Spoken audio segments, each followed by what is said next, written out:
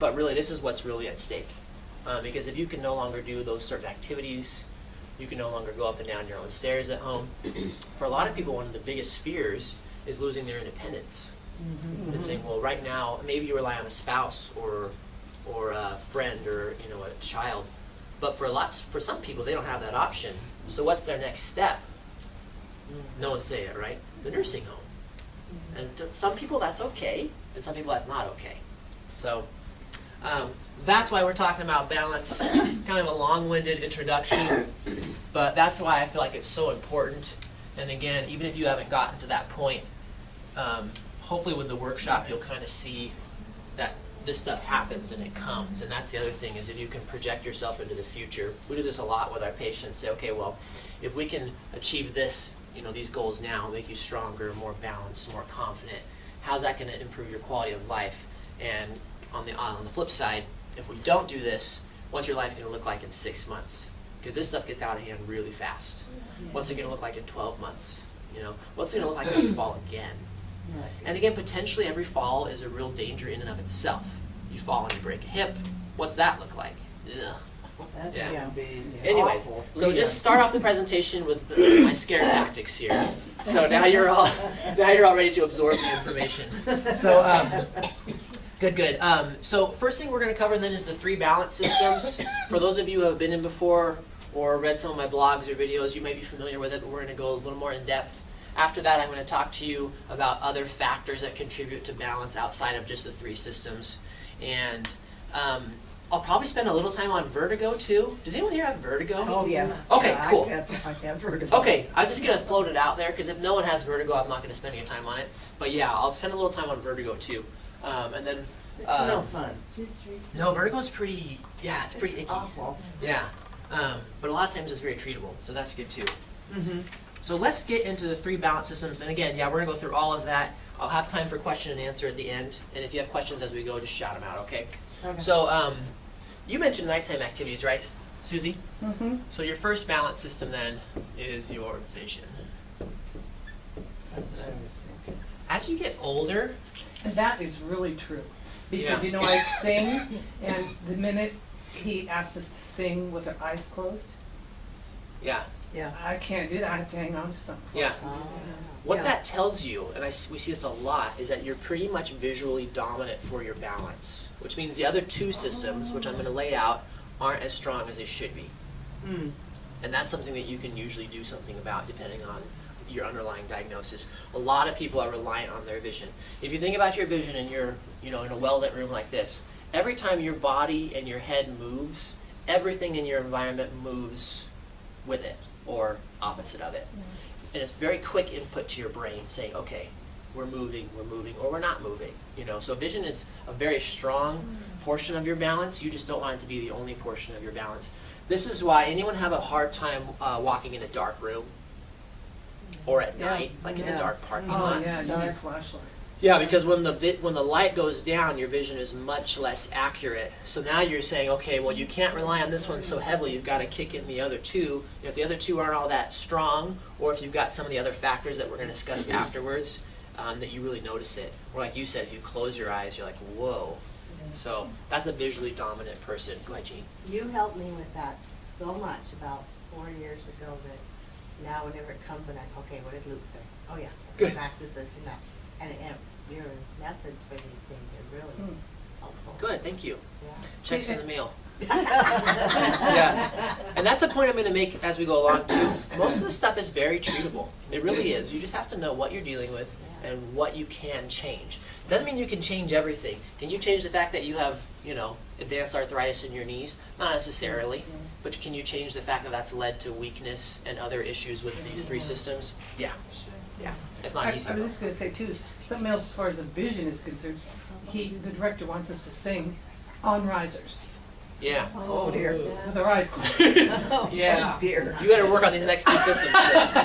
Okay, so the next 2, the second system then, I'm just going to call it, simplify it here, let's call it sensation. Now, for those of you with neuropathy, this may not be your strong suit. So sensation, basically, sensation in your feet. You also have sensation throughout like the joints and muscles in your body that tell your brain like where your joint positions are. We've got a really fancy name for that you don't need to know. It's proprioception. But the biggest one that we see a lot of is sensation on the feet. Because when you're standing on your feet, as you shift your weight, with normal sensation, you can feel your weight shifting. So again, input to your brain saying, oh, you're standing on your heels. If you want to realign your balance, come to the middle. So again, if you've got neuropathy, not a whole lot you can do about that.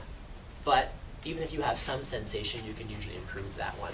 Does that one make sense to people? Yes. And again, so like my body knows that my knees are bent. It can sense the pressure in my knees change, and in my ankles, things like that. So that's a Does second. neuropathy mean you can't feel something? Is that what the word means? Neuropathy is kind of a general term for nerve issues, and the most typical one is going to be neuropathy in your hands and your feet. Okay. For Like some my brother has people, diabetes, and he says, diabetic Yeah. neuropathy. yeah. Yeah, that's like small blood vessel damage. So you end up those small blood vessels that supply nutrition to your nerves. So the nerves aren't working then, is They're that not what you're working saying? properly. And there's really not a lot you can do about that. And it hurts. Yeah, so for some Oh, it people it might just be hurts. mild numbness and tingling. You might still have your sensation intact, and that's good. For some people it gets to really be painful. Eventually Yeah, for it some kinda it's just numbness. Yeah, and my chemotherapy treatments made it worse. Yeah. Oh, for sure. Yeah. Mhm. Yes. Okay, so that's your second system. Your third system then is your inner ear. There's your vertigo. There's your vertigo. And more commonly than vertigo, positional vertigo at least, Can more I ask- commonly the inner ear just isn't working that well. Go ahead, Can Carol. I ask a question on the sensation? Okay, when you have neuropathy in your feet and you're numb and you don't feel, I mean, I feel like I'm walking on blocks most of the time. Yeah. Doesn't that affect with the vision then too? Because like when you close your eyes, Mm-hmm. you don't have that feeling that you have otherwise. You Yeah, know so what I mean? so for you, without sensation in your feet, if you cross off balance system 2, and then you close your eyes and cross off 1, you're going to have to rely on 3. Oh, boy. And the most common thing we'll see, and probably anyone in this room, is that number 3 is not working very well. It's not working very well at all. I know when I caught this cold, it's much better now. But I just every once in a while, I just caught myself. Yeah, Going off feel a balance. little unsteady, a little Yeah. off Yeah. balance. Yeah. Yeah, so again, the inner ear, Yes. the inner ear is basically giving your brain input as to where your head is in relationship to gravity. So when you bend to the side, or you turn your head, Or bend that's giving, over. yeah, or move, anything that ends up moving your head is gonna give your brain input because of the inner ear. The main thing that you see there, which I'm gonna cover with a little later with vertigo, is that you have fluid inside your ears. Does that sound familiar to people? Okay, so you have fluid in these canals. You don't remember spinning around real fast when they were a kid?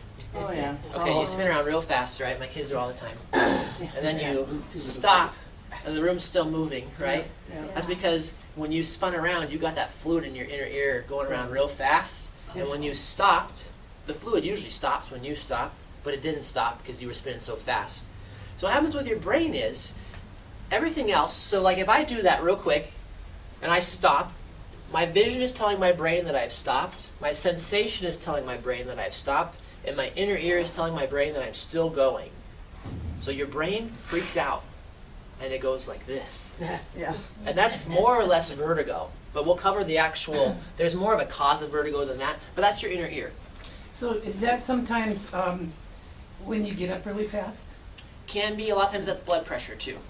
That's usually blood pressure. The Because most it time just you're takes a gonna see, second, like 10 seconds or whatever. to yeah, straighten that out. you'll notice this a lot, like if you're driving, you turn your head real fast and you get a little wave, Mm-hmm. or you just look real fast at something, or you go to pick something up and whip your head back up and you get like a wave of that. But that's not, it's different than lightheadedness though. Lightheaded is just like, whoa, like the room kind of started to close in on you. This is more of a sensation of movement. And that's what vertigo truly is a sensation that the room is moving. So some people will say, oh yeah, that's, when I drank too much that one day in college. The spins, that's Right. vertigo. The room is spinning. You're pretty sure you're not spinning with it, but again, your inner ear says you are. And your vision and your sensation says you aren't. And again, so when these 3 systems don't agree, that's when you get problems. The most common problem we see people without like vertigo is that they're just so reliant on the first one. And number 3 isn't very good. And then next up, we're going to get into some different factors that also kind of compound the issue. But if you look at the inner ear, like anything in your body, you know, the old move it or lose it type thing, or your muscles. You either work them and keep them strong, or you don't and they get weaker. That's exactly how your inner ear is. It's not a muscle, it's more of a reflex with your brain, but it's the same thing. So when you get into that spiral of a fall leads to inactivity, leads to fear, the inactivity makes this system much less sensitive because you're no longer using it that often. You're no longer challenging it, you know, so you're no longer moving a lot or doing like some dance movements or whatever it was that you were doing to stay active, and it just gets weak. That's good news for most of you though, because when it gets weak, you can typically strengthen it. All right. Any questions on these before I wipe them clear? Okay.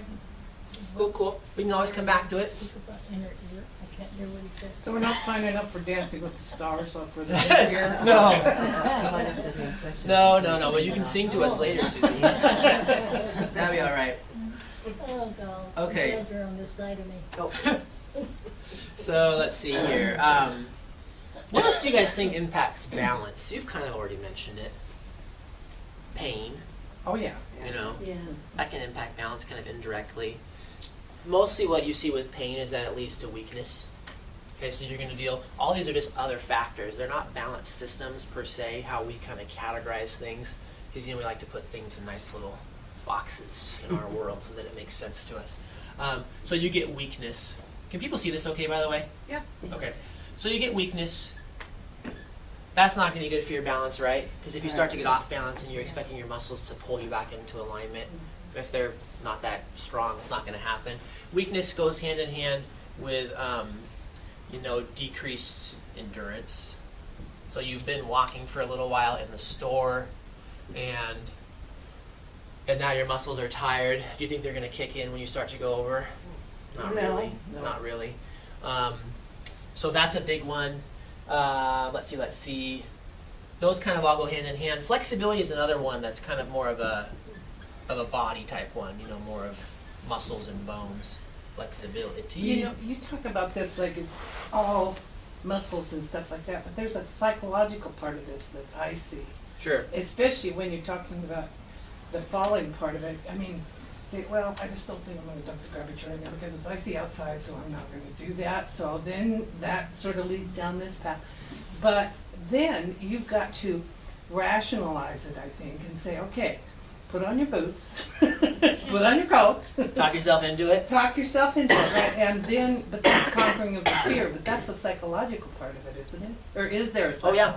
That's kind of why we started with that at the beginning, because everything Yeah. goes back to that. Because if I you're can fearful talk of myself, falling okay, or- there's an icy sidewalk, I'm walking the dog is pulling me, I have my stick.